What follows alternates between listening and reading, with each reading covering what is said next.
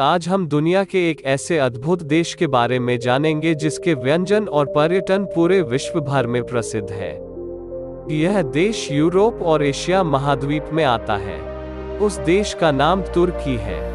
यह देश आधिकारिक तौर पर तुर्की गणराज्य नाम से जाना जाता है। यह देश पश्चिमी एशिया और दक्षिण पूर्व यूरोप में फैला एक देश है। यह उत्तर पश्चिम में ग्रीस और बल्गेरिया के साथ सीमा साझा करता है। यह देश 3 तरफ से समुद्रों से घिरा हुआ है। इस देश के उत्तर में काला सागर, उत्तर पूर्व में जॉर्जिया, पूर्व में आर्मेनिया, अजरबैजान और ईरान है। दक्षिण पूर्व में इराक है और दक्षिण में सीरिया और भूमध्य सागर है और पश्चिम में एजियन सागर है। इस देश का इस्तांबुल सबसे बड़ा शहर और वित्तीय केंद्र है और अंकारा राजधानी है। तुर्क देश की आबादी का विशाल बहुमत बनाते हैं और कुर्द सबसे बड़े अल्पसंख्यक हैं। यह एक अंतर्महाद्वीपीय देश है जो दक्षिण पूर्वी यूरोप और पश्चिमी एशिया को जोड़ता है। एशियाई तुर्की, जिसमें देश का 97% क्षेत्र शामिल है। यूरोपीय तुर्की में देश के केवल 3% क्षेत्र शामिल हैं। इस देश का क्षेत्रफल 7,83,562 वर्ग किलोमीटर है, जिसमें से 7,55,688 वर्ग किलोमीटर एशिया में है और 23,764 वर्ग किलोमीटर यूरोप में है। मुस्तफा कमाल अतातुर्क एक तुर्की फील्ड मार्शल, क्रांतिकारी राजनेता, लेखक और तुर्की गणराज्य के संस्थापक पिता थे। 1923 से 1938 में अपनी मृत्यु तक इसके पहले राष्ट्रपति के रूप में कार्यरत थे। उन्होंने व्यापक प्रगतिशील सुधार किए जो एक धर्मनिरपेक्ष औद्योगिक राष्ट्र के रूप में तुर्की का आधुनिकीकरण किया। इस देश के सशस्त्र बलों में जनरल स्टाफ, भूमि सेना, नौसेना बल और वायु सेना शामिल हैं।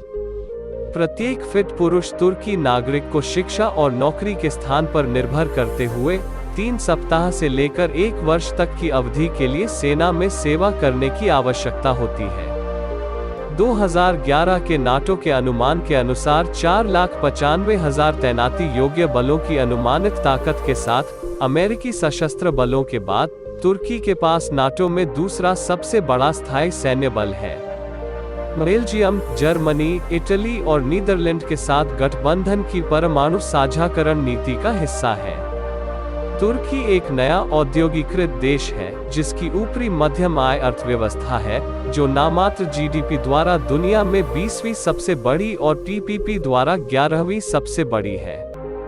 विश्व बैंक के अनुमानों के अनुसार 2021 में पीपीपी द्वारा प्रति व्यक्ति तुर्की की जीडीपी $32,278 है और 2018 में लगभग 14.4% तुर्क राष्ट्रीय गरीबी रेखा से नीचे रहते थे। 2019 में इस देश में बेरोजगारी 13.6% थी और मध्यम वर्ग की आबादी विश्व बैंक के अनुसार 1993 और 2010 के बीच जनसंख्या का 18% से बढ़कर 41% हो गई। 1995 में यूरोपीय संघ तुर्की सीमा शुल्क संघ ने टैरिफ दरों का व्यापक उदारीकरण किया और इसकी वजह से इस देश की विदेश व्यापार नीति के सबसे महत्वपूर्ण स्तंभों में एक बना। तुर्की में मोटर वाहन उद्योग काफी बड़ा है।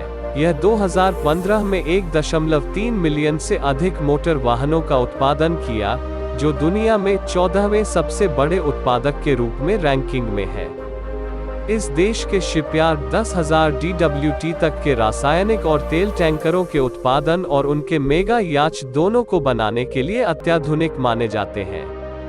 इस देश के बेको और वेस्टल जैसे तुर्की ब्रांड यूरोप में इलेक्ट्रॉनिक्स और घरेलू उपकरणों के सबसे बड़े उत्पादकों में से हैं और इन क्षेत्रों से संबंधित नई प्रौद्योगिकियों में अनुसंधान और विकास के लिए पर्याप्त राशि का निवेश करते हैं।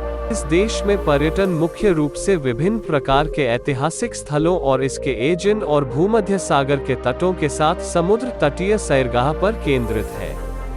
तुर्की संस्कृति, स्पा और स्वास्थ्य देखभाल के लिए भी एक लोकप्रिय गंतव्य बन गया है।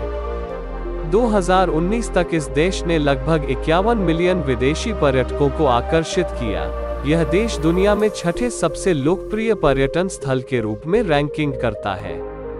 इस्तांबुल न केवल तुर्की में बल्कि दुनिया में सबसे महत्वपूर्ण पर्यटन स्थलों में से एक है। शहर में हजारों होटल और अन्य पर्यटन उन्मुख उद्योग हैं। इस देश के सबसे बड़े शहर इस्तांबुल में बीजान्टिन और ओटोमन साम्राज्यों की राजधानी के रूप में अपनी ऐतिहासिक स्थिति से प्राप्त कई प्रमुख आकर्षण स्थल हैं। इनमें सुल्तान अहमद मस्जिद यानी ब्लू मस्जिद, Hagia Sophia, Topkapi Palace, Basilica Cistern, Dolmabahce Palace, Galata Tower, Grand Bazaar, Spice Bazaar और पैरा पैलेस होटल शामिल हैं। इस्तांबुल हाल ही में मेट्रो सिटी, अकमेरकेज और सेवाहिर मॉल जैसे मॉल और शॉपिंग सेंटरों की मेजबानी करके यूरोपीय क्षेत्र के सबसे बड़े शॉपिंग सेंटरों में से एक बन गया है, जो यूरोप का सबसे बड़ा मॉल और दुनिया का 7वां सबसे बड़ा शॉपिंग सेंटर है। अन्य आकर्षणों में खेल आयोजन, संग्रहालय और सांस्कृतिक कार्यक्रम शामिल हैं। अधिकांश समुद्र तट रिजॉर्ट्स दक्षिण पश्चिमी और दक्षिणी तट के साथ स्थित हैं, जिन्हें तुर्की रिवेरा कहा जाता है, विशेष रूप से एंटाल्या के पास भूमध्यसागरीय तट के साथ है। एंटाल्या को तुर्की की पर्यटन राजधानी के रूप में भी स्वीकार किया जाता है। प्रमुख रिजॉर्ट शहरों में बोडम, फैथिये, मारमारिस, कुसादासी, सेमे, दीदीम और अलाया शामिल हैं। इसके अलावा चैम्बर ऑफ शिपिंग के अनुसार तुर्की को 2015 में अपने 436 नीले झंडे वाले समुद्र तटों के साथ दुनिया में दूसरे स्थान पर चुना गया है। देश में कहीं और आकर्षण में Ephesus, Troy, Pergamon, House of the Virgin Mary, Pamukkale, Hierapolis, Trabzon, जहां सबसे पुराने मठों में से एक सुमेला मठ है, कोन्या, जहां कवि रूमी ने अपना अधिकांश वक्त बिताया था। यह स्थल देखने जैसे हैं। अपने पारंपरिक पश्चिमी अभिविन्यास के अनुरूप यूरोप के साथ संबंध हमेशा तुर्की की विदेश नीति का एक केंद्रीय हिस्सा रहे हैं। यह देश 1950 में यूरोप की परिषद के शुरुआती सदस्यों में से एक बन गया था। 1959 में ईईसी की सहयोगी सदस्यता के लिए आवेदन किया और 1963 में एक सहयोगी सदस्य बन गया। 1995 में यूरोपीय संघ के सीमा शुल्क संघ में शामिल हो गया और 2005 से यूरोपीय संघ के साथ औपचारिक परिग्रहण वार्ता में है। साइप्रस विवाद में उत्तरी साइप्रस के लिए तुर्की का समर्थन यूरोपीय संघ के साथ तुर्की के संबंधों को जटिल बनाता है और देश की यूरोपीय संघ के विलय की बोली में एक बड़ी बाधा बना हुआ है। इस देश में 98 हवाई अड्डे हैं, जिसमें 22 अंतर्राष्ट्रीय हवाई अड्डे शामिल हैं। इस्तांबुल हवाई अड्डे को दुनिया का सबसे बड़ा हवाई अड्डा बनाने की योजना है, जिसकी क्षमता सालाना 150 मिलियन यात्रियों की सेवा करने की है। देश में 65,623 किलोमीटर का सड़क नेटवर्क है। इस देश के रेलवे ने 2003 में हाई स्पीड रेल लाइनों का निर्माण शुरू किया। अंकारा कोन्या लाइन 2011 में चालू हो गई, जबकि अंकारा इस्तांबुल लाइन ने 2014 में सेवा देने लगी। 2013 में खोली गई बोस्फोरस के तहत मारमार सुरंग इस्तांबुल के यूरोपीय और एशिया की रेलवे और मेट्रो लाइनों को जोड़ती है, जबकि पास की यूरेशिया टनल मोटर वाहनों के लिए समुद्र के नीचे सड़क कनेक्शन प्रदान करती है। कई प्राकृतिक गैस पाइपलाइन देश के क्षेत्र में फैली हुई हैं। बाकू तबिलिसी सेहान पाइपलाइन दुनिया की दूसरी सबसे लंबी तेल पाइपलाइन का उद्घाटन 2005 में हुआ था। ब्लू स्ट्रीम, एक प्रमुख ट्रांस ब्लैक सी गैस पाइपलाइन, रूस से तुर्की को प्राकृतिक गैस पहुंचाती है। लगभग 63 बिलियन क्यूबिक मीटर की वार्षिक क्षमता वाली अंडरसी पाइपलाइन टर्किश स्ट्रीम, तुर्की को रूसी गैस को यूरोप के बाकी हिस्सों में फिर से बेचने की अनुमति देती है। 2018 तक तुर्की प्रति वर्ष 1700 टेरावाट घंटे प्राथमिक ऊर्जा की खपत करता है, जो प्रति व्यक्ति 20 मेगावाट घंटे से थोड़ा अधिक है। इस देश की ऊर्जा नीति में जीवाश्म ईंधन आयात को कम करना शामिल है। इस देश में कोयला सबसे बड़ा एकमात्र कारण है कि तुर्की द्वारा ग्रीनहाउस गैस उत्सर्जन वैश्विक कुल का 1% है। यह देश में अक्षय ऊर्जा को बढ़ाया जा रहा है और भूमध्यसागरीय तट पर एक्यू परमाणु ऊर्जा संयंत्र बनाया जा रहा है। तुर्की के पास दुनिया में 5वां सबसे बड़ा प्रत्यक्ष उपयोग और भू-तापीय ऊर्जा की क्षमता है। तुर्की में आप्रवासन वो प्रक्रिया है जिसके द्वारा लोग देश में रहने के लिए तुर्की चले जाते हैं। अनुमानित 2.5% आबादी के अंतर्राष्ट्रीय प्रवासियों के कारण तुर्की का प्रवासी संकट पैदा हुआ है। अप्रैल 2020 तक तुर्की 3.6 मिलियन सीरियाई शरणार्थियों सहित दुनिया में शरणार्थियों की सबसे बड़ी संख्या की मेजबानी करता है। इस देश की आधिकारिक भाषा तुर्की है, जो दुनिया में सबसे अधिक बोली जाने वाली तुर्क भाषा है।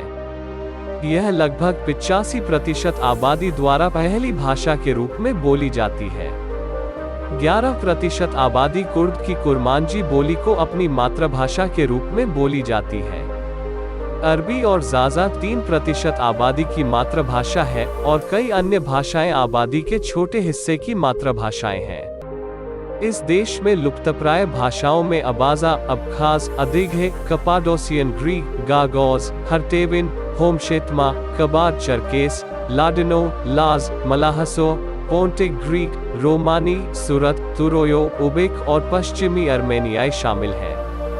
तुर्की बोलने वालों के महत्वपूर्ण छोटे समूह Iraq, Syria, Germany, Austria, Bulgaria, उत्तरी मैसेडोनिया, उत्तरी साइप्रस, ग्रीस, काकेशस और यूरोप और मध्य एशिया के अन्य हिस्सों में मौजूद हैं। साइप्रस ने अनुरोध किया है कि यूरोपीय संघ तुर्की को एक आधिकारिक भाषा के रूप में शामिल करे, भले ही तुर्की एक सदस्य राज्य नहीं है। यह एक धर्मनिरपेक्ष राज्य है, जिसका कोई आधिकारिक राज्य धर्म नहीं है। इस देश का संविधान धर्म और अंतःकरण की स्वतंत्रता का प्रावधान करता है। इप्सोस द्वारा 2016 के एक सर्वेक्षण में पाया गया कि तुर्की में इस्लाम प्रमुख धर्म है, जिसका पालन कुल जनसंख्या का 82% करता है। OPTIMAR द्वारा 2019 में तुर्की में किए गए धार्मिकता सर्वेक्षण के अनुसार 89.5% आबादी मुस्लिम के रूप में पहचान करती है, 4.5% ईश्वर में विश्वास करती है, लेकिन एक संगठित धर्म से संबंधित नहीं है, 2.7% अज्ञेयवादी थे, 1.7% नास्तिक थे और 1.7% लोगों ने कोई जवाब नहीं दिया। इस देश में सबसे लोकप्रिय खेल फुटबॉल एसोसिएशन है। गैलातासराय ने 2000 में UEFA कप और UEFA सुपर कप जीता।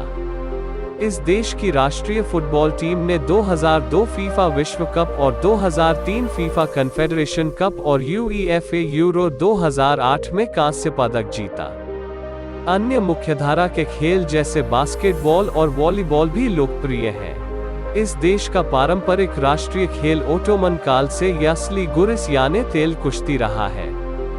एडिर्ने प्रांत में 1361 के बाद से वार्षिक किर्कपिनार तेल कुश्ती टूर्नामेंट की मेजबानी की है, जिससे यह दुनिया में सबसे पुरानी लगातार आयोजित खेल प्रतियोगिता बन गई है।